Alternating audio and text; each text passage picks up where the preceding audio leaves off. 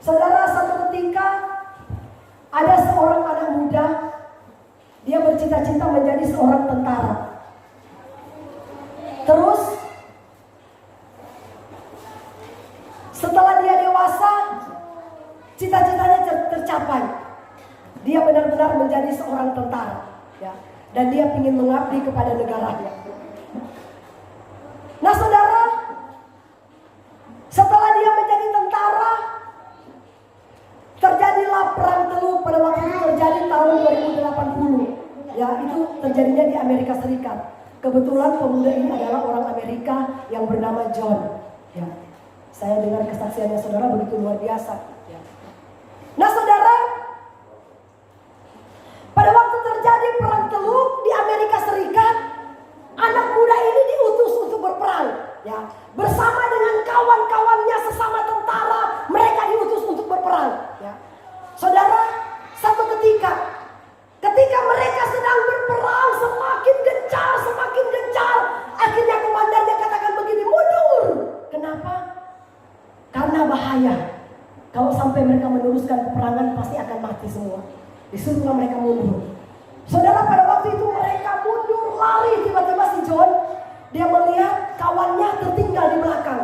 Ya, waktu dia lihat, waduh, saya harus selamatkan kawanku. Ya. Dia lari, dia ambil senjata, saudara, dia selamatkan. Dia bilang, ayo cepat berdiri, kita lari.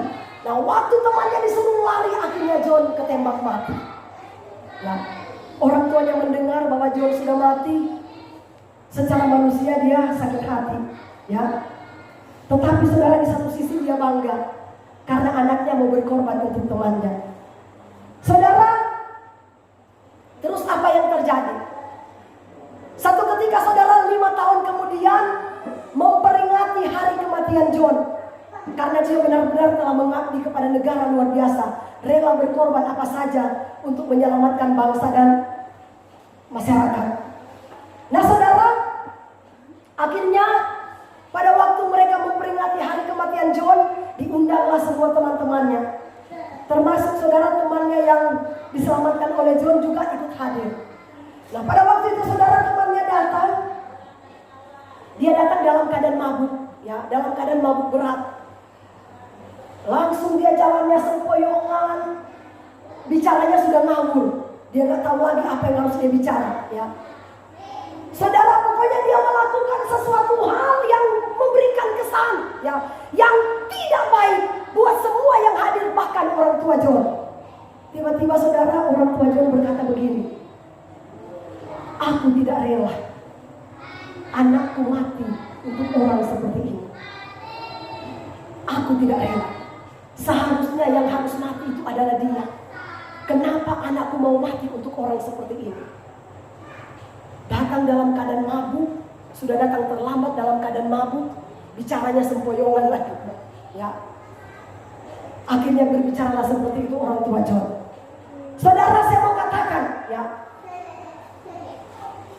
apakah saudara, ketika Yesus melihat tindakan saudara dan saya, apakah dia saudara akan berkata seperti ini? Aku kecewa, aku tidak rela anakku mati untuk orang seperti mereka. Haleluya.